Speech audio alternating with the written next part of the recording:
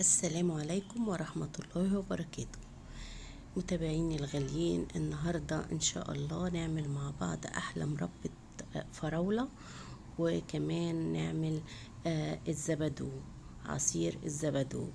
شايفين الفراولة جميلة جدا، شايفين يعني طالعة ما شاء الله زي الألماس. هنقول هنعملها ازاي هي والزبادو. الزبادو ده يعني كل الأطفال بيحبوه والكبار كمان، طعمه لذيذ جدا. نسمي الله ونصلي على سيدنا محمد ونقول هنعمل ايه. معانا فراولة، معانا 2 كيلو من الفراولة. فراولة تكون ياريت تكون بلدي. شايفين الفراولة اللي هي ما بيبقاش فيها أبيض خالص، بتبقى كلها لونها أحمر جدا. بتبقى نكهتها عالية قوي وجامدة، وطعمها كمان بيكون واضح قوي، اكتر من الفراولة اللي هي بتبقى بتاعت الصوب اللي هي بتبقى فيها ابيض. دي احلى فراولة ممكن تجيبوها، اللي هي الفراولة البلدي، بتكون كلها حمرة جدا ما فيهاش ابيض خالص. كمان بيكون طعمها اقوى واطعم من الفراولة التانية. ممكن تكون مش مسكرة قوي، لكن لما بتتعمل مربى او عصير بيبان طعمها جدا. طبعا شايفين بوريكم لما بشيل منها العين الاخضر اللي فوق، ما فيهاش اي بياض خالص. نبدأ بقى بعد طبعا احنا غسلناها كويس جدا، وبدأنا نشيل العين الاخضر ونقطعها كده الواحدة 4 كده، لحد ما بنخلص الكمية بتاعتنا كلها بنفس الطريقة. شايفين لونها بيكون قوي جدا، ما فيهاش اي بياض خالص. بننزل بقى ال2 كيلو فراولة، انا شلت منهم نص كيلو عشان هعمل منه زبادو. يعني دول كيلو ونص من الفراولة متقطعين، مغسولين ومتقطعين. هحط عليهم، اضيف عليهم كيلو الربع من السكر. يعني كل كيلو بيكون له نص كيلو سكر. كل كيلو فراولة بنحط عليه نص سكر. انا طبعا ده كيلو ونص، فهحط عليه كيلو الا ربع من السكر. هبدأ اقلب السكر كويس قوي في الفراولة، اخليه يتخلله كله كده، واخلي كل الفراولة متغلفة بالسكر. هجيب بقى حاجة اوسع عشان اعرف اقلب كويس السكر في الفراولة. وابدأ كده اقلب كويس الفراولة مع السكر،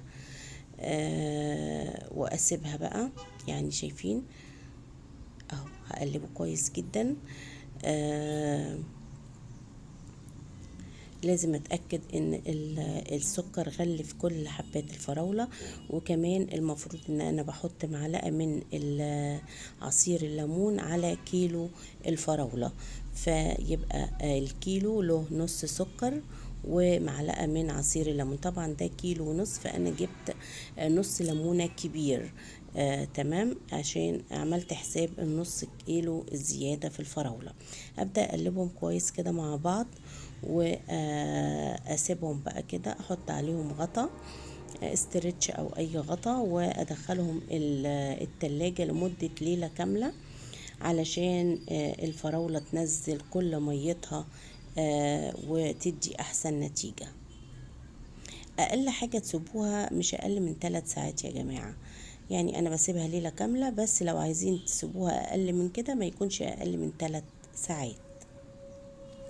هنسيبها بقى ونبدأ نعمل بقى الايه، الزبادو، على ما هي تعمل كده براحتها لحد تاني يوم.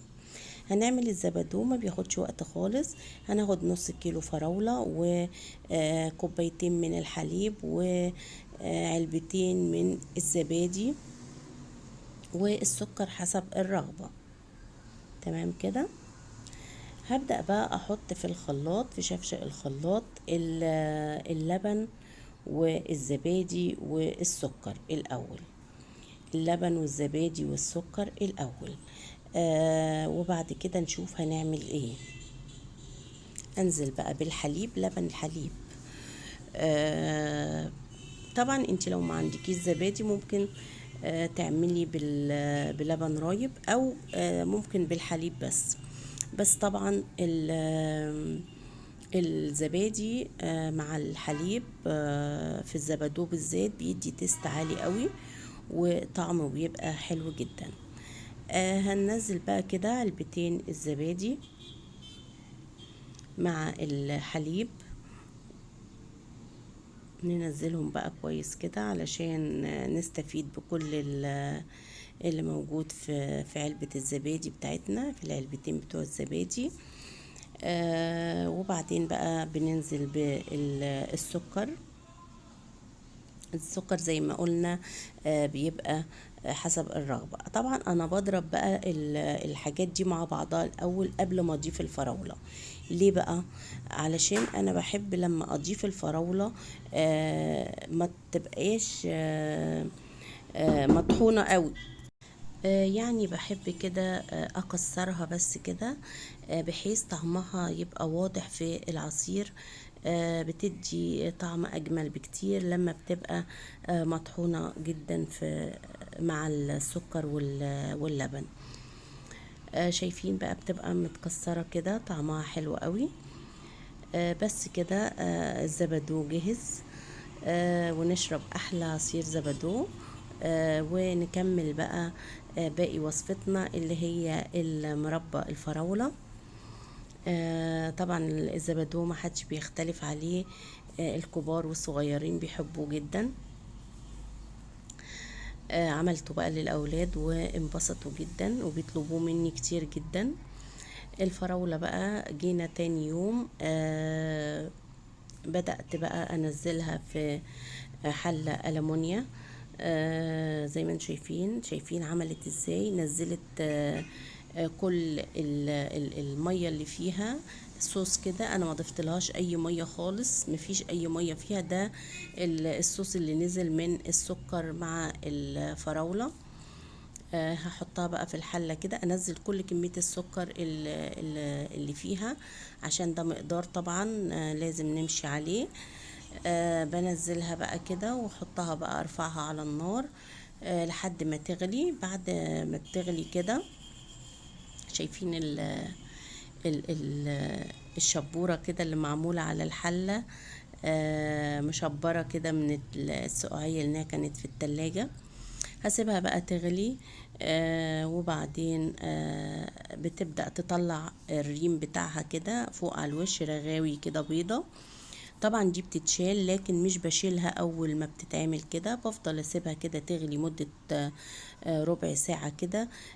ابدأ بقى بعد ما يمر من ربع ساعة ابدأ اشيل الريم اللي عليها من فوق، لاني لو بدأت من الاول اشيل يبقى انا كده هشيل كمية كبيرة جدا من المربى بتاعتي وهخسر كمية كبيرة منها. فانا كل ما بتغلي اكتر بيقل الريم ده مع الغليان، وبيبدأ يبقى قليل جدا وبقدر اشيله بسهولة جدا. تمام.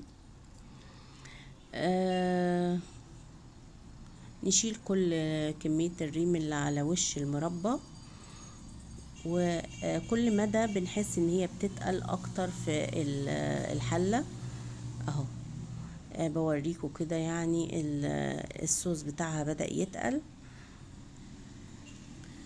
بعد ما بشيل بقى كمية الريم كلها كده منها، ببدأ بقى اضيف جيلي، من جيلي فراولة، او الجيلي ده هقول لكم او ايه.